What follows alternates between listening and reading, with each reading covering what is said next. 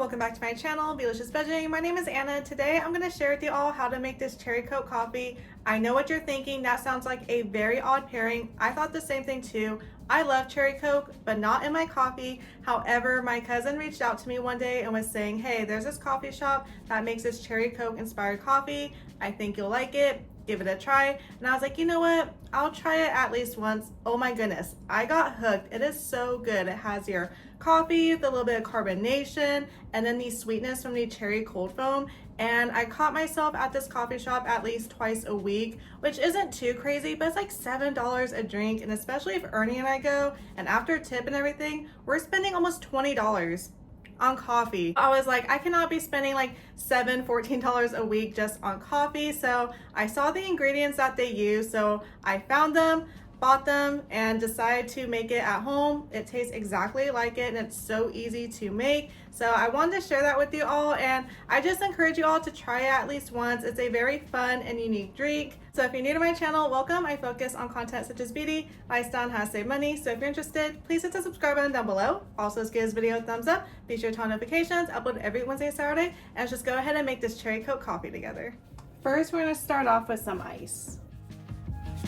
Next, we have the main ingredient. You want to have your cold brew coffee. So I got a coffee that is specifically for cold brew coffee. So I just highly recommend using what you have, just your personal preference. I believed I used 1.5 cups of coffee grounds to 3 cups of water, depending how strong you want it. There are many recipes and ratios out there. As I always mention, do what works best for you. And then you want to put it in the fridge after you stirred it, of course, for at least 24 hours, so that way the coffee grounds and the water are nice and concentrated. And then you want to give it a good stir and then strain it. I just use a good old regular strainer to do mine, or you can use a cheesecloth.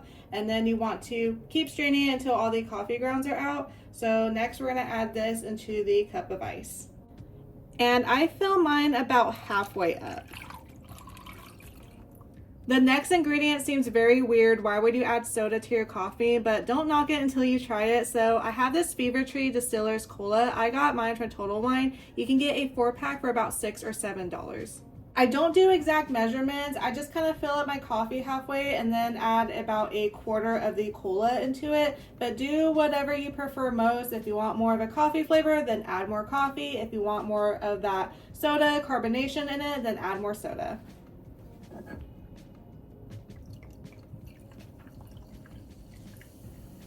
And I personally just like to swirl mine like so, just to have it really incorporated and mixed well with the coffee.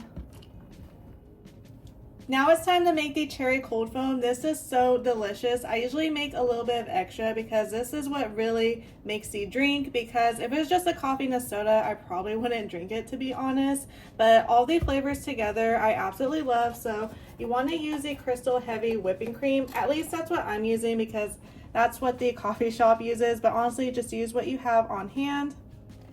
The Rose's grenadine syrup is what the coffee shop uses as well. I was surprised that they sold it at Walmart and Target. I thought it was going to be a little bit more difficult to find.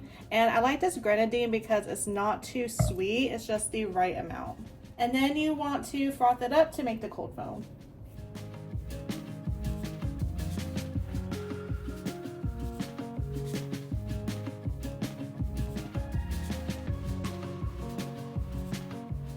You don't want to undermix or overmix your cherry cold foam. You want a Cool Whip like texture. So if you undermix it, it's going to be super liquidy. You want to nicely lay on top of the coffee and the soda. So as you can tell, I have a Cool Whip like texture, and you don't want it too thick either.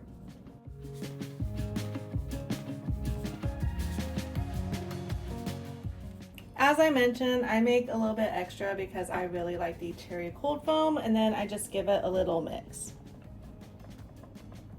It tastes exactly like the coffee shop, but then again, I did buy the exact ingredients that they use. I don't know their measurements. I just kind of played around with it. I personally like a little bit more carbonation in mine. I know it just sounds so odd, but it does all work together. And the reason why I don't use a spoon is, I don't know, it just throws off the taste. I feel like by mixing it like so, you just get like a better blend, or you just kind of get all the flavors together. And my cousin told me, don't drink it through a straw because then it doesn't taste that good. And she was right. I didn't think it'd make a huge difference, but If you sip it like this, I feel like you get the coffee, the soda, and the foam, whereas with a straw, like you miss out on the foam and it tastes a little bit bitter. So let me know in the comment box down below if you're going to plan to make this or not, or if you tried a unique coffee flavor before. I would definitely love to know, and if you haven't already, please hit the subscribe button down below. Also, let's give this video a thumbs up. Be sure to turn on notifications. I upload every Wednesday, Saturday, and I'll see you all in my upcoming videos. Bye everyone.